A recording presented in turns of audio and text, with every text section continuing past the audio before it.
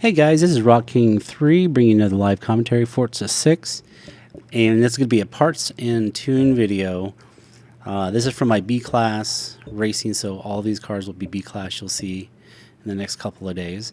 And I'm going to provide you with my Honda S2000 build and tune, 2009 Honda S2000. It's been a really good league car. I think I got one second place with it, and I think the rest of them were first. All right, so let's get to the parts here. We have the stock drivetrain, so no change there. I'm sorry, I said no engine swap, no drivetrain swap, and then we have the centrifugal supercharger. You know that's how I roll. Working our way backwards, we got the front bumper, we have the front race bumper, and of course we have the race rear wing to go with that. We have the race tire compound, definitely making this car pretty easy to drive. Makes it kind of a handling / speed car, probably more of a momentum car. We have the full upgraded front tire width. We have the fully upgraded rear tire width. And see if I went with my wheels, I did not. So I went with the FM10 Fix, I don't know. Anyway, those are the ones I went. You might want to try to find the equivalent weight. It's definitely not the lightest because the ones next to them are 23 pounds lighter. So it must have been a PI play for me. We have stock front rim size, and we have the rear the same. We have the stock clutch. We have the stock transmission, which still does very well. We have the race drive line. And of course we have the race differential.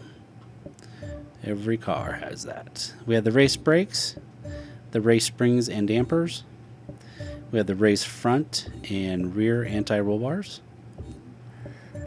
We have the full race cage. You see it. Removed PI, helped with the handling number, hurt the acceleration number a little bit. That might be where I'm losing some of that speed. So if you guys want to try to play the weight gain and try to get rid of some of that chassis roll, it's definitely going to make it looser though. And then we have the full race weight reduction. Alright, going through here, I think there's only a couple of upgrades in the engine, so bear with me as I poke around for them. And I think they're coming up here. Nope. We're stock. And then we have the race pistons in there. And of course, no, we don't, of course. We have the street centrifugal supercharger, so I ran out of PI on that one. No intercooler, stock oil and cooling, and of course, stock flywheel. So that's all the parts. A little surprised about the turbo there. I must have ran out of PI. The setup's going to be pretty standard for a rear-wheel drive car. Again, we got 28 and 28 for the tires. We have the stock gearing, so no change there. Negative 2.9 for the front camber, negative 2.2 for the rear camber, 0.005 for the toe and the front caster. Anti-roll bars were set to oversteer a little bit with 9.42 in the front, 14.76 in the rear. I like about that 5-point difference where I can. And then for the springs, we're 459.2 in the front and 516.2 in the rear.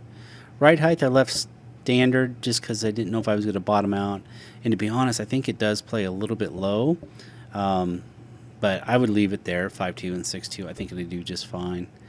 Rebound stiffness, we have at 8.0 and 10.0. Bump stiffness, a little bit softer than usual, 1.7 and 1.8. Seems to work pretty well. Air oil is just left in the middle. You may want to play with that a little bit if you want to try to squeeze a little bit more speed off of it, take the downforce off a little bit, or if you want more of a handling one, push that up a bit. Braking, another odd one for me, 52% towards the front and then 200% for braking force. That's standard for me. Differential 25% and 35%, and that's pretty typical for me too. This car worked really well on some of the smaller tracks, on some of the momentum tracks, not necessarily the super speed tracks. It's a little bit harder, but if there's a lot of turns in it, this one's your car. Hope you like it, and see you in the next video. Later.